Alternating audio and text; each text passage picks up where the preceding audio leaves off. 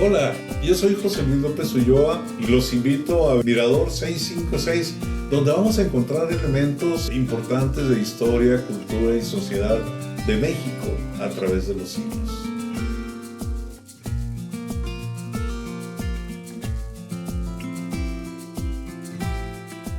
Amigos, qué gusto estar nuevamente aquí en Mirador 656, donde, como ustedes saben, estamos tratando de aprender un poquito de historia, de hablar un poquito del pasado de nuestro México, de nuestro pueblo, pues obviamente del elemento que le da sentido a la vida dentro de los mismos pueblos, como lo es en este caso la gente. Y bueno, hemos venido tratando, hemos trabajado, hemos hablado un poquito acerca de ese tema que tiene gran significación para los mexicanos y que es precisamente todo lo que nos remite a pensar en el conflicto Iglesia-Estado en el México del siglo XX.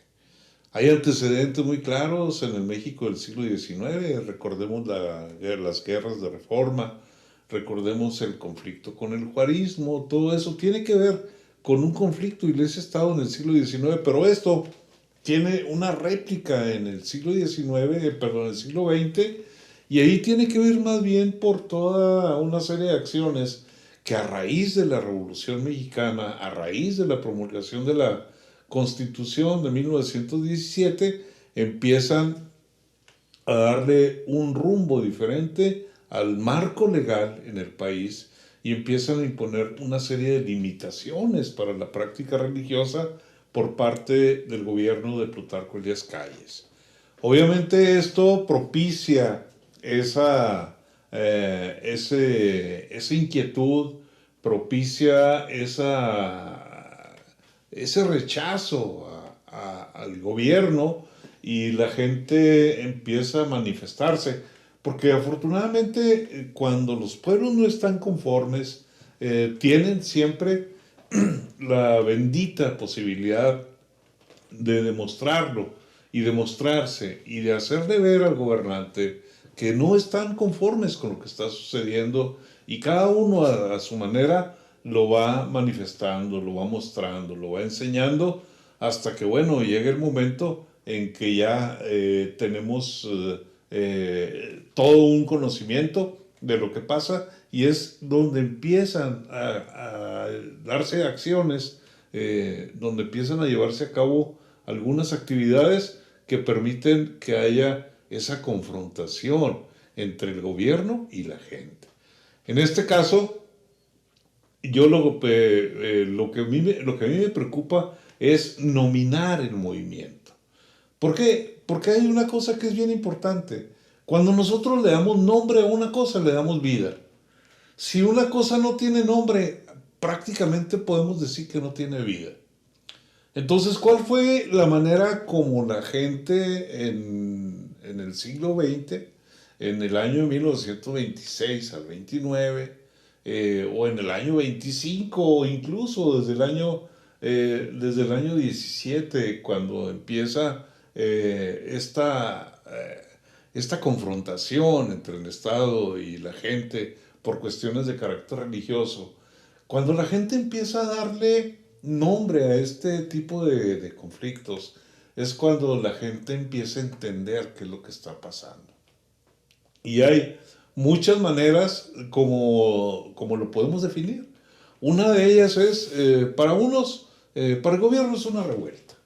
O sea, hay un levantamiento en casi el 45% del territorio nacional y para el gobierno no deja de ser una revuelta. Tiene que minimizarlo. ¿Por qué? Porque si le reconoce toda la beligerancia que tiene, si le reconoce toda la importancia que tiene, es reconocer públicamente que tiene un problema social, que tiene un problema político, que hay una guerra interna, que las probabilidades de una revolución están completamente en curso. Esa es una de las maneras como la gente, como el gobierno la denomina. Esto para quitarle fuerza.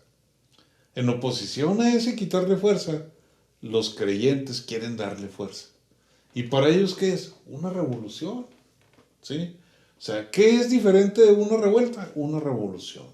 Una revolución en forma donde hay una estructura política, donde hay una estructura de gobierno, donde hay un esquema que se tiene que seguir y donde hay un proyecto de vida para todo el pueblo mexicano. Entonces son dos formas totalmente diferentes de entenderlas, dos maneras totalmente distintas de demostrarse y curiosamente las dos formas están coincidiendo en el mismo espacio político y social. Y este espacio político y social es el México del primer tercio del siglo XX mexicano.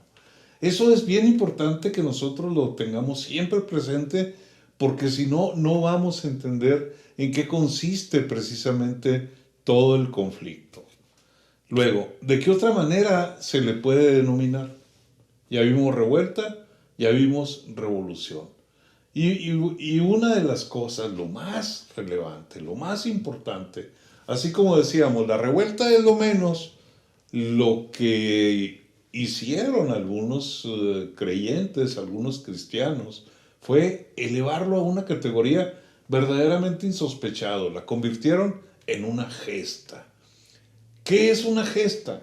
Es algo verdaderamente magnánimo, es lo más alto que se puede tener. Elevan a la clase casi, al nivel, perdón, casi de héroes mitológicos a los combatientes cristeros, ¿sí? Cuando dicen es una gesta.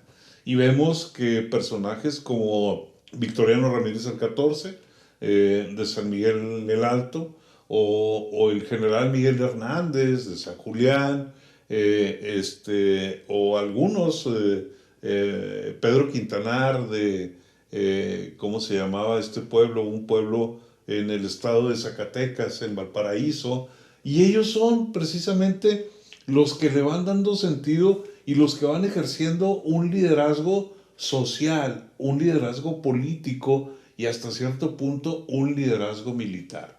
Al principio es sumamente complicado porque no hay práctica militar entre muchos de los que participaron en el conflicto cristero.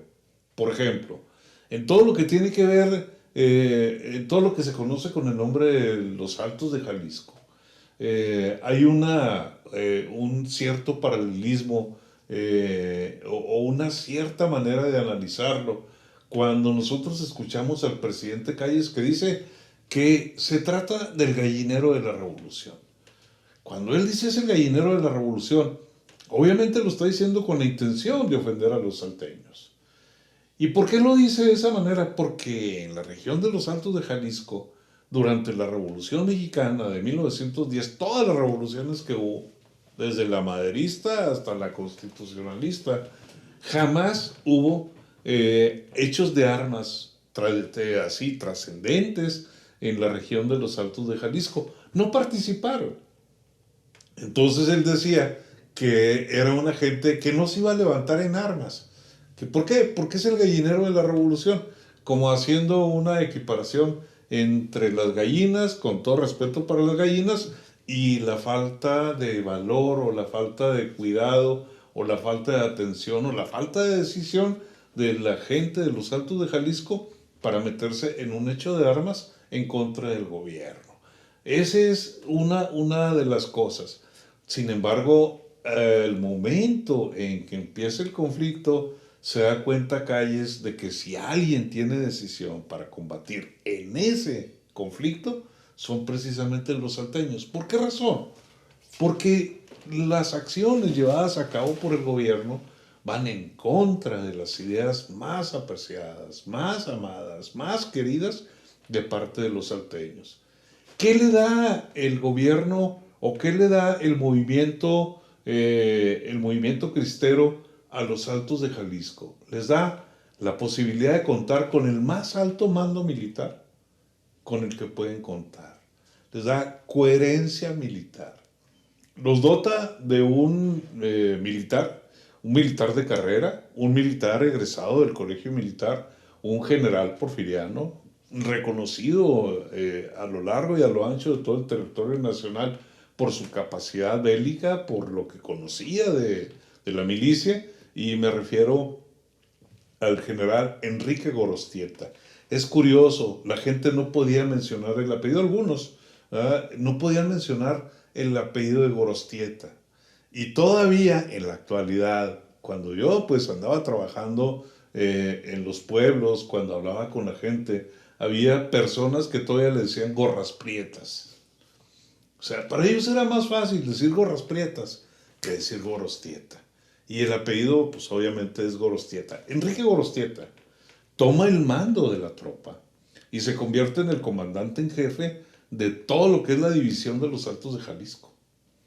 Y la división de los Altos de Jalisco, donde están Tepatitlán, Jalostotitlán, San Julián, San Juan, San Miguel el Alto, Arandas, Atotonilco, todas esas ciudades, Cuquío, etcétera, todas esas ciudades se convierte en un bastión de los cristeros y se convierte en un muy duro hueso de roer por parte de los soldados federales.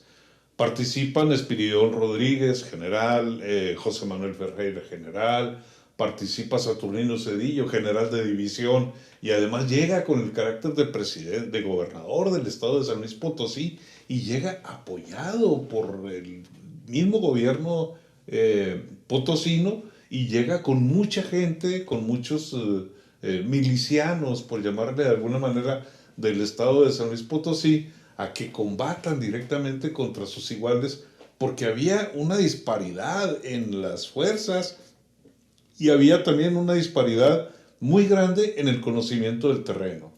Y había probablemente más disparidad en el conocimiento del caballo, el manejo del caballo. La gente de los Altos de Jalisco era gente de caballo. La gente que iba a combatirlos no era gente que viniera de zonas de a caballo y tenían dificultades para entablar los combates. Y no nada más tenían dificultades, sino que tenían claras desventajas militares, y eso pues obviamente se traducía en una derrota y en otra derrota y en otra derrota. Y esto es algo que el gobierno federal no quiere que se sepa, no le conviene. Al contrario, lo que el gobierno federal trata de informar es que cada día está ganando más la batalla, que cada día va imponiendo su fuerza, que cada día va imponiendo su razón. Y lo cierto es que en una situación como esta, quien está imponiendo su razón, quien está ganando posiciones es precisamente los opositores del gobierno, que en este caso son los creyentes, los cristeros. Un grupo, sí, originalmente formado por irregulares, que no tenían prácticamente ninguna experiencia en la milicia, pero que tenían, primero que nada, la voluntad de pelear, y segundo, la razón para pelear. Y la razón para pelear, pues es que eran todo menos las gallinas de la revolución. Y eso es algo que no podemos nosotros pasar por alto, porque cuando la gente tiene una razón para pelear, va a pelear. Va a encontrar la manera de oponerse. Va a encontrar la manera de hacerle ver a su opositor que no está conforme y que requiere que haya necesariamente cambios. O sea, ese es parte de este conflicto que nosotros, o que yo he tenido la fortuna a lo largo de los años de estar trabajando en la región de los Altos de Jalisco. Y ha sido verdaderamente maravilloso. Ojalá y un día puedan andar por allá, pero andar por esos pueblos y andar por esos caminos y conocer esas cercas o lienzos, como le llaman ellos, que separan a los ranchos unos de otros, que no son de alambre de púa, sino que son de piedra y que tienen siglos y siglos, porque toda esa es una zona colonizada, de colonización temprana, pueblos de 1530, del siglo XVI. Apenas empezaba esto a ser un territorio de conquista, y ya había pueblos en esa región del mundo. Entonces, todo esto es bien importante que nosotros lo vayamos entendiendo para poder entender la historia de México.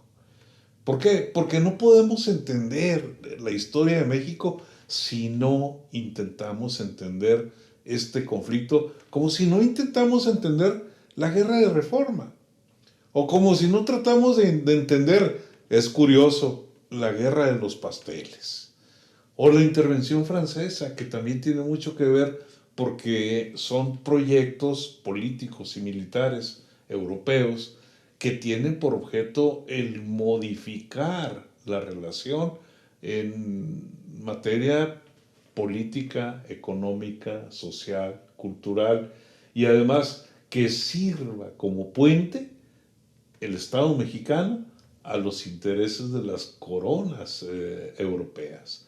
Es bien importante el poder entender todo eso, y eso, bueno, yo pienso que un elemento clave para poder explicarlo es acercarnos a cada uno de estos elementos históricos. Y eso es lo que estamos buscando desde este mirador. Y eso es lo que nosotros andamos a veces buscando en esta cajita, ¿eh? Que nos permite ver cosas, ¿sí? Es curioso, parece ser que la cajita únicamente reserva información para mí y que me dice qué es lo que yo tenga que decir, qué es lo que yo tenga que compartir, qué es lo que yo pueda mostrar para que, bueno, podamos entre todos, ahora sí, ir entendiendo un poco más esta sociedad mexicana de ahora y de siempre.